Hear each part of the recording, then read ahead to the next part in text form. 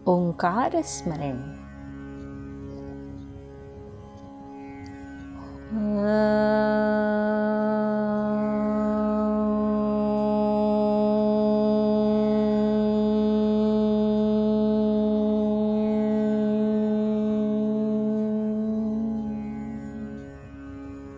दोस्तों, आज जो कहानी मैं आपको सुनाने जा रही हूँ उसका शीर्षक है धर्म व्याध।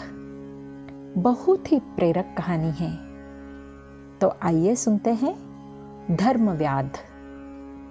कौशिक नाम का ब्राह्मण वन में वृक्ष के नीचे मंत्र पाठ कर रहा था।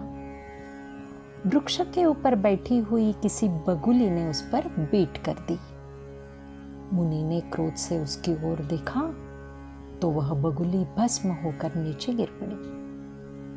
वह ब्राह्मण अपने उस क्रोध से कुछ क्षुब्ध होकर भिक्षा के लिए गांव में गया। वहां उसके भिक्षांदेही का उच्चारण करने पर घर की पत्नी ने कहा, ठहरो, और यह कहकर वह थक कर तुरंत आए हुए अपने पति की सेवा में लग गई। ब्राह्मण को छोड़कर उसने पहले अपने पति को पाद्य, आचमनीय, आसन, आहार आदि दिए और फिर ब्राह्मण का स्मरण आने पर भिक्षा लेकर आई। ब्राह्मण ने तमक कर कहा, तुमने मुझे इतनी देर क्यों ठहराया? पतिव्रता ने उसका भाव समझकर कहा, आप मुझे क्षमा करें, मेरे लिए मेरा पति ही महान देवता है।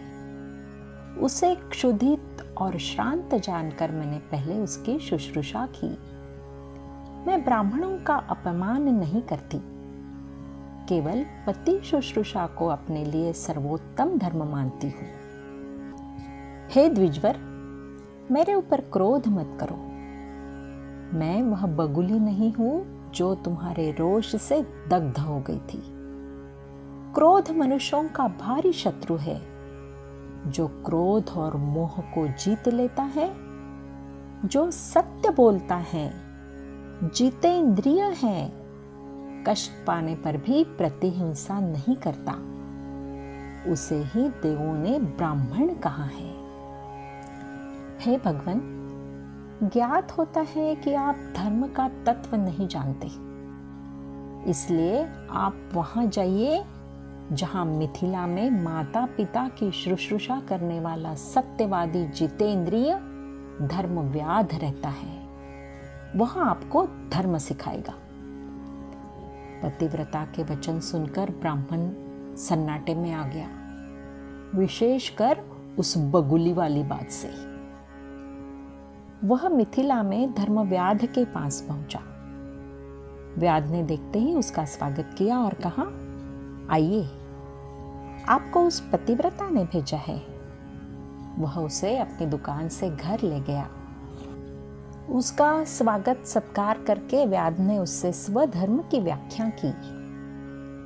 मांस विक्रय मेरा कुलोचित कर्म है, जो पिता पितामह से मुझे प्राप्त हुआ है। मैं उसी का पालन करता हूँ। अपने वृद्ध माता पिता की शुश्रूषा करता हुआ सत्य बोलता हूँ। किसी से ईर्ष्या नहीं करता। यथाशक्ति दान देता हूं। अतिथि और भृत्यों को भोजन कराकर अवशिष्ट भाग स्वयं खाता हूं। कृषि, गोरक्षा और वाणिज्य ही लोक का जीवन है। दंड नीति और त्रय विद्या से ही लोक व्यवहार चलता है। राजा का स्वधर्म प्रजा का पालन करना है। सब लोग स्वकर्ण में निरत रहते हैं, तभी लोक व्यवहार सुरक्षित रहता है। मैं स्वयं प्राणी हिंसा नहीं करता। इस समय धर्म के रूप में कितने ही अधर्म घास फूस से ढके हुए कुओं के समान लोक में फैले हैं। वे इंद्रिय दमन और पवित्रता का प्रलाप धर्म के नाम से करते हैं, किंतु वे शिष्टाचार से शून्य हैं। इस प्रकार व्याध ने सर्वप्रथम भगवंतों के उस दृष्टिकोण की व्याख्या की जिसमें स्थिति भेद से प्रत्येक व्यक्ति के लिए स्वकर्म ही सबसे बड़ा धर्म कहा गया है। काषाय वस्त्र पहनकर जीवन की समस्या का समाधान करने का जो सार्वजनिक मोह धर्म के रूप में फैला हुआ था, स्वधर्म पालन का आग्रह उसी का प्रत्युत्तर था। धन्यवाद दोस्तों।